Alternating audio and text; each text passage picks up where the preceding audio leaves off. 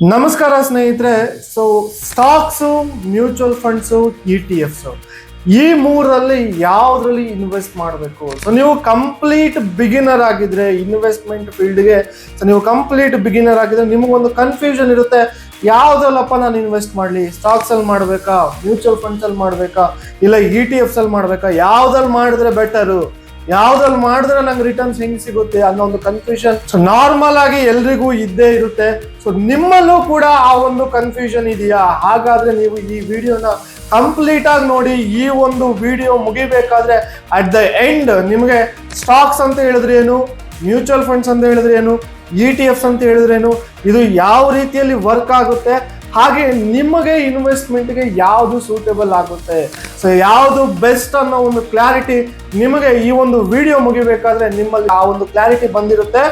ಹಾಗಾದ್ರೆ ತಡ ಮಾಡೋದು ಬೇಡ, ನಾವು ಬನ್ನಿ ಶುರು ಮಾಡೋಣ. ಸ್ಟಾಕ್ಸ್ ಅಂತ ಹೇಳಿದ್ರೆ ಏನು ಅಂತ. ಸ್ಟಾಕ್ಸ್ ಅಂತ ಹೇಳಿದ್ರೆ ನೋಡಿ, ಒಂದು ಕಂಪನಿಯ ಶೇರನ್ನ ನೀವು ಡೈರೆಕ್ಟ್ ಆಗಿ ಪರ್ಚೇಸ್ ಮಾಡುವಂಥದ್ದು. ಉದಾಹರಣೆಗೆ ಇವಾಗ ಒಂದು ರಿಲಯನ್ಸ್ ಶೇರ್ ಅಂತ ಇಟ್ಕೊಳ್ಳಿ. ರಿಲಯನ್ಸ್ ಶೇರ್ ಹತ್ರ ಎಷ್ಟಿದೆ? 1440 1400 ಚಿಲ್ಲರೆ ಇದೆ.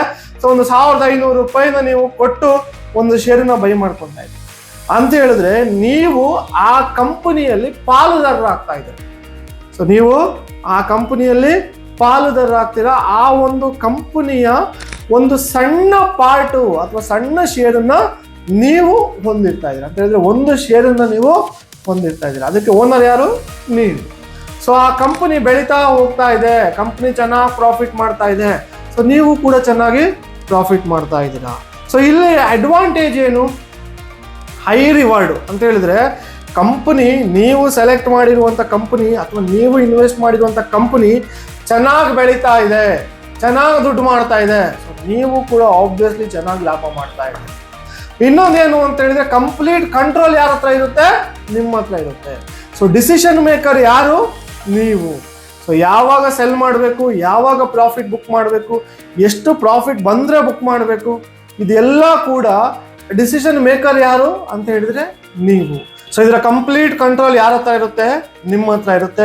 ಆ್ಯಂಡ್ ರಿಟರ್ನ್ಸ್ ಬಗ್ಗೆ ಮಾತಾಡೋದಾಗಿದೆ, ರಿಟರ್ನ್ಸ್ ಮ್ಯಾಸಿವ್ ಆಗಿ ಕೂಡ ಇಲ್ಲಿ ಬರ್ಬೋದು ಅಂತ ಹೇಳಿದ್ರೆ ನೀವು ವರ್ಷಕ್ಕೆ ಏನೋ ಒಂದು ನನಗೆ 8% ಬಂದರೆ ಸಾಕು, 10% ಬಂದರೆ ಸಾಕು ಅಂತ ಅನ್ಕೊಂಡಿರ್ತೀರ. ಬಟ್ ಅದು 15% ಆಗ್ಬೋದು, 20% ಆಗ್ಬೋದು, 100% ಆಗ್ಬೋದು. ಡಿಪೆಂಡ್ಸ್ ಆನ್ ಆ ಕಂಪನಿ ಹೇಗೆ ಪರ್ಫಾರ್ಮ್ ಮಾಡ್ತಾ ಇದೆ ಅಂತ ಅನ್ನೋದ್ರ ಮೇಲೆ ಡಿಪೆಂಡ್ ಆಗುತ್ತೆ. And returns will be massive returns. And ಇದರ ನೆಗೆಟಿವ್ ಸೈಡ್ ನಾವು ನೋಡ್ಲಿಕ್ಕೆ ಹೋದ್ರೆ ಬರೀ ಪಾಸಿಟಿವ್ ಸೈಡ್ ಮಾತ್ರ ನಾವು ನೋಡೋದಲ್ಲ, ಇದರ ನೆಗೆಟಿವ್ ಸೈಡ್ ಬಗ್ಗೆ ನಾವು ಮಾತಾಡ್ಲಿಕ್ಕೆ ಹೋದ್ರೆ ಒಂದು, ನೀವು ತಗೊಂಡಿರುವಂಥ ಸ್ಟಾಕ್ ಎಲ್ಲಾದ್ರೂ ಚೆನ್ನಾಗಿ ಪರ್ಫಾರ್ಮ್ ಮಾಡಿಲ್ಲ, ಕಂಪ್ನಿ ಲಾಭ ಮಾಡ್ತಾ ಇಲ್ಲ, ಕಂಪ್ನಿ ಚೆನ್ನಾಗಿ ಪರ್ಫಾರ್ಮ್ ಮಾಡ್ತಾ ಇಲ್ಲ, ಇನ್ವೆಸ್ಟರ್ಸ್ ಯಾರಿಗೂ ಆ ಕಂಪ್ನಿ ಮೇಲೆ ಇಂಟ್ರೆಸ್ಟ್ ಇಲ್ಲ, ಏನಾಗುತ್ತೆ? ಆ ಒಂದು ಸ್ಟಾಕು ಅಥವಾ ಆ ಒಂದು ಶೇರು ಅಷ್ಟೇ ಫಾಸ್ಟ್ ಆಗಿ ಕೆಳಗಡೆ ಬೀಳುತ್ತೆ. ಆವಾಗ ನೀವು ಲಾಸಸ್ ಅಲ್ಲಿ ಎಂಡ್ ಆಗುವಂಥ ಒಂದು ಏನು ಕೇಸಸ್ ಕೂಡ ಬರ್ಬೋದು, ಅಥವಾ ಅಂಥ ಒಂದು ಸನ್ನಿವೇಶಗಳು ಕೂಡ ಬರ್ಬೋದು. ಏನು ಅಂತ ಹೇಳಿದ್ರೆ ಇವಾಗ ಎಸ್ ಬ್ಯಾಂಕ್, ನೀವು ತಗೊಂಡ ಶೇರ್ ಇನ್ನೊಂದು ಎಸ್ ಬ್ಯಾಂಕ್ ಆಗಿ ಕೂಡ ಆಗ್ಬೋದು ಅಂತ ಹೇಳಿದ್ರೆ ಕಂಪ್ಲೀಟ್ ಒಂದು ಅಡ್ವಾಂಟೇಜ್ ಏನು, ಇನ್ ಶಾರ್ಟ್ ಆಗಿ ನಾವು ನೋಡೋದಾಗಿದ್ರೆ ಅಡ್ವಾಂಟೇಜ್ ಏನು ಅಂತ ಹೇಳಿದ್ರೆ ಕಂಪ್ಲೀಟ್ ಕಂಟ್ರೋಲ್ ನಿಮ್ಮ ಹತ್ರ ಇರುತ್ತೆ, ಹೈ ರಿವಾರ್ಡು. ಡಿಸ್ಅಡ್ವಾಂಟೇಜ್ ಏನು ಅಂತ ಹೇಳಿದ್ರೆ ರಿಸ್ಕ್ ಜಾಸ್ತಿ. ಯಾಕಂತ ಹೇಳಿದ್ರೆ ಸ್ಟಾಕ್ಸ್ ಅಂತ ಹೇಳಿದ್ಮೇಲೆ ಅದು ಬೀಳಬಹುದು, ಏನು ಬೇಕಾದರೂ ಆಗ್ಬೋದು.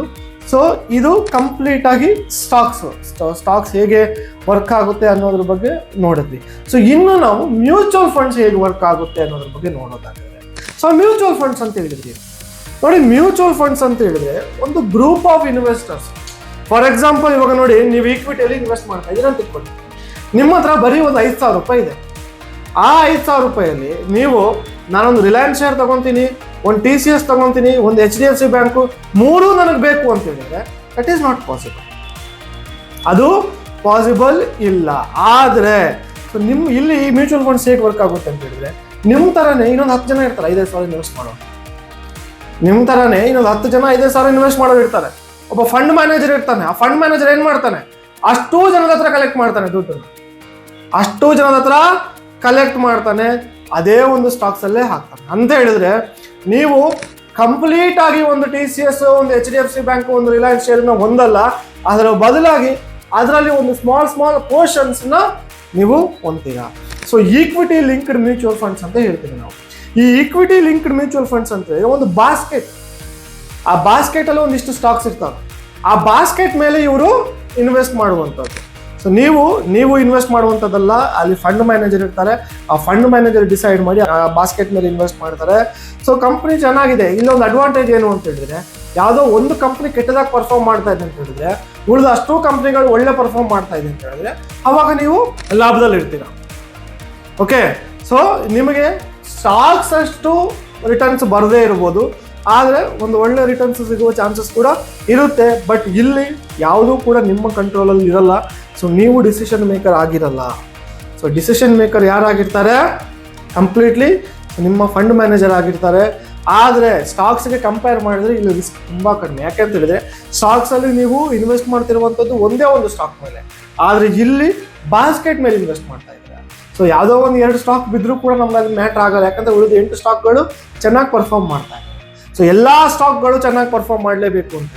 ಸೊ ಇದು ಮ್ಯೂಚುವಲ್ ಫಂಡ್ ವರ್ಕ್ ಆಗುವಂಥದ್ದು. ಬಟ್ ಮ್ಯೂಚುವಲ್ ಫಂಡ್ಸಲ್ಲಿ ನೀವು ಸ್ಟಾಕ್ಸ್ ಥರ ರಿಟರ್ನ್ಸ್ನ ಎಕ್ಸ್ಪೆಕ್ಟ್ ಮಾಡಲಿಕ್ಕಾಗಲ್ಲ. ಬಟ್ ಆದರೆ ಇಟ್ ಈಸ್ ಸೇಫೆಸ್ಟ್.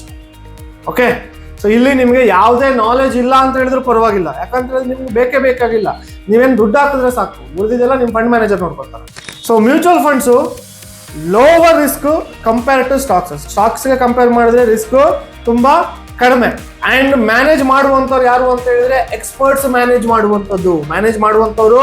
ಸೊ ನಾವಾಗಲಿ ನೀವಾಗಲಿ ಮ್ಯಾನೇಜ್ ಮಾಡುವಂಥದ್ದಲ್ಲ. ಸೊ ಇಲ್ಲಿ ಫಂಡ್ ಮ್ಯಾನೇಜರ್ಸು ಇದು ಮಾಡುವಂಥದ್ದು. ಆದರೆ ಡಿಸ್ಅಡ್ವಾಂಟೇಜ್ ಏನು ಅಂತ ಹೇಳಿದ್ರೆ ನಮ್ಮ ಹತ್ರ ಕಂಟ್ರೋಲ್ ಇರಲ್ಲ. ಸೊ ಇದು ಯಾರು ಬಿಗಿನರ್ಸ್ ಇರ್ತೀರಾ, ಯಾರು ಸ್ಟಾಕ್ ಮಾರ್ಕೆಟ್ ಬಿಗಿನರ್ಸ್ ಅಂಥವ್ರಿಗೆ mutual funds are very good for investing. Okay, ಯಾಕಂತ ಹೇಳಿದ್ರೆ ನಿಮ್ಗೆ ಯಾವುದೇ ಬೇಸಿಕ್ ನಾಲೆಜ್ ಇಲ್ಲ ಅಂತ ಹೇಳಿದ್ರು ಕೂಡ ನೀವು ಇಲ್ಲಿ ಇನ್ವೆಸ್ಟ್ಮೆಂಟ್ ಮಾಡಬಹುದು. ಸೊ ಫೈನಲ್ ಆಗಿ ನಾವು ETF ಅಂತ ಹೇಳಿದ್ರಿ ಏನು ನೋಡಿ, ETF ಅನ್ನೋದು ಕೂಡ ಇದು ಒಂದು ಮ್ಯೂಚುವಲ್ ಫಂಡ್ ಥರನೇ. ಫಾರ್ ಎಕ್ಸಾಂಪಲ್, ಇವಾಗ ಒಂದು ನಿಫ್ಟಿ 50 ETF ಅಲ್ಲಿ ನಿಫ್ಟಿಯ 50 ಕಂಪ್ನಿಗಳು ಕೂಡ ಇರ್ತವೆ. ನಿಫ್ಟಿಯ ಎಲ್ಲ 50 ಕಂಪ್ನಿಗಳು ಇರ್ತವೆ. ನೀವು ಕಂಪ್ಲೀಟ್ ಆಗಿ 50 ಕಂಪ್ನಿಗಳ ಮೇಲೆ ಇನ್ವೆಸ್ಟ್ ಮಾಡಬಹುದು. ಆ್ಯಂಡ್ ಈ ETF ಅನ್ನೋದು ಮ್ಯೂಚುವಲ್ ಫಂಡ್ಸ್ಗಿಂತ ತುಂಬ ಚೀಪಲ್ಲಿ ಸಿಗುತ್ತೆ. ಮತ್ತೆ ಇದನ್ನ ನೀವು ಲೈವ್ ಮಾರ್ಕೆಟಲ್ಲಿ ಸ್ಟಾಕ್ಸ್ ಥರ ಟ್ರೇಡ್ ಮಾಡಬಹುದು.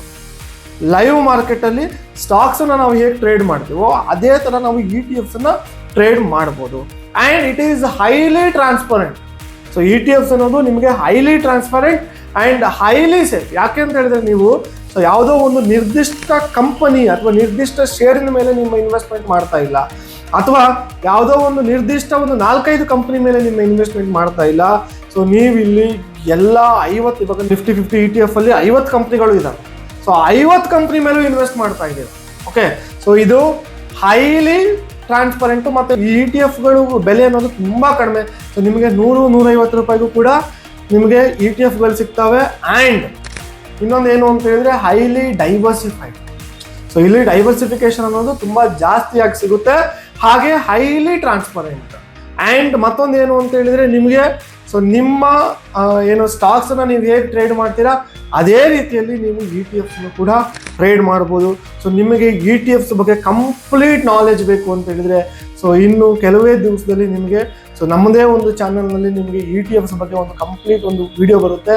ಸೊ ನಿಮಗೆ ETF ಅಂತ ಹೇಳಿದ್ರೆ ನೀವು ETFs ಯಾವ ವರ್ಕ್ ಆಗುತ್ತೆ, ಯಾವ ETF ಮೇಲೆ ಇನ್ವೆಸ್ಟ್ ಮಾಡಿದ್ರೆ ಬೆಟರು, ಆ್ಯಂಡ್ ETFಸ್ನ ಶೇರ್ ಅಥವಾ ETFಸ್ನ ವ್ಯಾಲ್ಯೂ ಎಷ್ಟಿರುತ್ತೆ. ಸೊ 100-150 ರೂಪಾಯಿಗೆ, 80 ರೂಪಾಯಿಗೆ, 20 ರೂಪಾಯಿಗೆಲ್ಲ ETFಸ್ಗಳು ಸಿಗ್ತವೆ. ಓಕೆ, ಸೊ ಇದೆಲ್ಲ ಹೇಗೆ ವರ್ಕ್ ಆಗುತ್ತಾ ಅಂತ ಹೇಳ್ಬಿಟ್ಟು ನಿಮಗೊಂದು ಕಂಪ್ಲೀಟ್ ವಿಡಿಯೋನೇ ಇನ್ನು ಕೆಲವು ದಿವಸಗಳಲ್ಲಿ ಇದೇ ಒಂದು ಚಾನಲ್ನಲ್ಲಿ ಅಪ್ಡೇಟ್ ಆಗುತ್ತೆ. ಸೊ ಅದು ನಿಮಗೆ ಮಿಸ್ ಆಗಬಾರ್ದು ಅಂತ ಹೇಳಿದರೆ ಇವಾಗಲೇ ಈ ಒಂದು ಚಾನಲ್ನ ಸಬ್ಸ್ಕ್ರೈಬ್ ಮಾಡಿ, ಹಾಗೆ ಇಲ್ಲಿ ಕೆಳಗಡೆ ಕಾಣ್ತಾ ಇರೋ ಬೆಲ್ ಐಕಾನ್ ಮೇಲೆ ಕ್ಲಿಕ್ ಮಾಡಿ. ಯಾಕೆ ಅಂತ ಹೇಳಿದ್ರೆ ನಾವು ಯಾವುದೇ ಒಂದು ವಿಡಿಯೋಸ್ನ ಅಪ್ಡೇಟ್ ಮಾಡಿದ್ಮೇಲೆ ಸೊ ಇಮಿಡಿಯೇಟ್ಲಿ ನಿಮಗೆ ನೋಟಿಫಿಕೇಶನ್ ಬರುತ್ತೆ. ನಿಮಗೆ ಯಾವ ವಿಡಿಯೋಸ್ ಕೂಡ ಮಿಸ್ ಆಗಲ್ಲ. ಸೊ ನಿಮಗೆ ಯಾವುದು ಬೆಟರು? ಸೊ ನೀವು ಆಲ್ರೆಡಿ ಇನ್ವೆಸ್ಟ್ಮೆಂಟ್ ಮಾಡ್ತಾ ಇದ್ರೆ ಸ್ಟಾಕ್ಸ್ ಬೆಟರಾ, ಮ್ಯೂಚುವಲ್ ಫಂಡ್ಸ್ ಬೆಟರಾ, ETFs ಬೆಟರಾ ಅಂತ ಸೊ ನಿಮ್ಮ ಒಪಿನಿಯನ್ ಏನು ಅದನ್ನ ಕಮೆಂಟ್ ಸೆಕ್ಷನ್ ನಲ್ಲಿ ತಿಳಿಸಿ. ಹಾಗೆ ಇನ್ನೊಂದ್ಸಲ ಹೇಳ್ತಾ ಇದ್ದೀನಿ, ಸೊ ನಮ್ಮ ಈ ಒಂದು ಚಾನಲ್ನ ಸಬ್ಸ್ಕ್ರೈಬ್ ಮಾಡೋದನ್ನ ಮರಿಬೇಡಿ. Thank you.